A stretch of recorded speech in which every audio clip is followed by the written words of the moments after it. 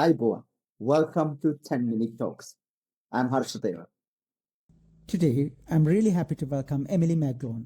Emily has been working with Peace Board since 2024 and is currently the United Nations Liaison and Director of Peace Board, United States in New York. Her work sits at the intersection of global policy, education, and grassroots engagement, connecting international institutions with the people on the ground.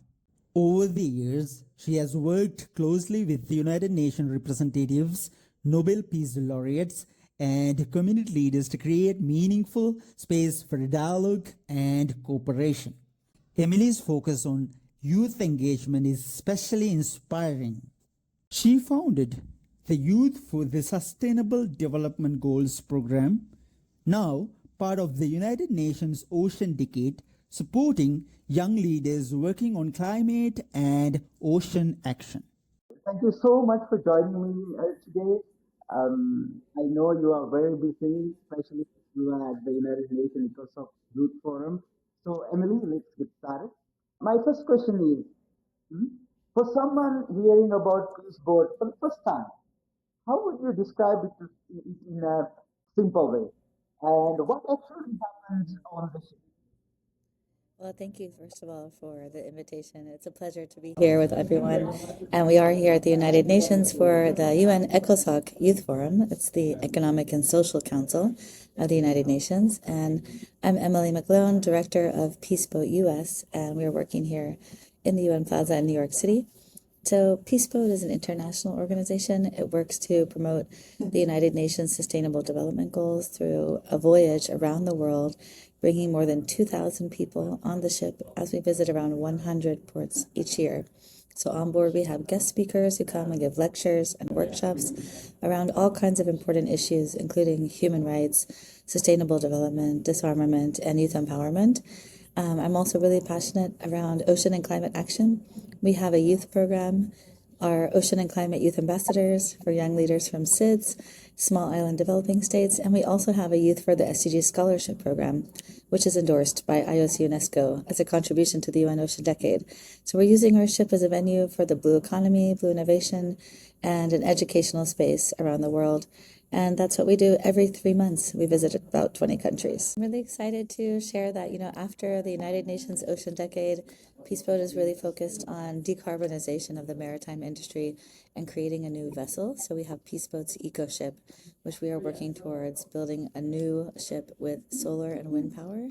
And so we really are excited for this next step in our voyages around the world to host, a green space where we can have exhibitions and discussions as we're traveling on the ship, and also really promote a clean maritime future. So we're really hoping to use our ship as a vessel for citizen science, education, youth empowerment, capacity building, and as an example of innovation for green technology. So yeah, really excited for the next stages, and we're just, starting on that next voyage. So we have a long way to go. Wonderful, wonderful. My second question is, you're bringing people from so many different countries and backgrounds together. What is something you have seen on these journeys that really changed how you understand peace? I think, being connected to so many communities by the ocean, we feel that it's one ocean and one connection all together. So it really brings communities to bridge the gaps across borders. And that's Peace Boat's foundation, was really building friendships from country to country and helping to prevent war. So Peace Boat is also part of GPAC. Is the Global Partnership for the Prevention of Armed Conflict. And by creating these friendships across borders, it's really a tool to promote peace.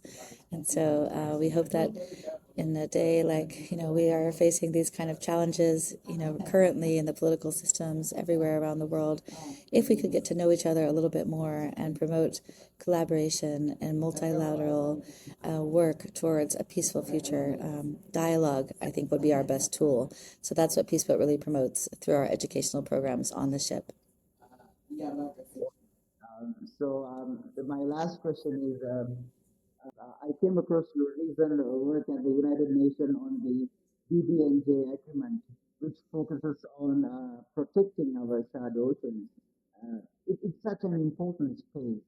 Emily, I would love to hear what really stayed with you from that experience and what is means of global cooperation and peace.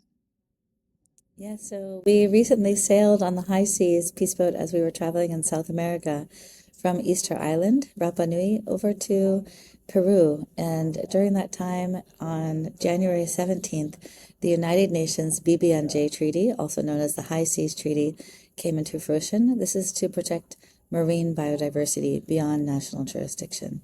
And as our ship was on the high seas, that was very exciting for us to protect that high seas area. And Peaceboat has been promoting the High Seas Treaty and working with our UN partners in the Division of Ocean Affairs and Law of the Sea as an observer to the BBNJ Treaty here at the United Nations. Just recently, there was a PrepCom. This is a preparatory committee. It was the third one in place to put in the instruments needed for the treaty to take hold. And in each conference, we're coming closer to different agreements from especially the Pacific. There's been a lot of leadership from island nations and others to create a treaty that really is inclusive for all. And of course, the conservation of the marine biodiversity benefits the entire ocean. So I think that that also helps to bring us together and create peace by protecting our shared ocean. So I'm hoping that our ship can be a vessel as we are traveling on the high seas to connect coastal communities and cities and ports and local organizations in pro of conservation and education around our ocean, promoting ocean literacy. And part of that is also conservation efforts. So I think that's our goal. And hoping that the next real COP, it'll be the first conference of the parties of the BBNJ, will take place in January, and hopefully that will be a big success. Thank you very much. Thank you very much and have a good one. So Thank you so much. Thank you for having me.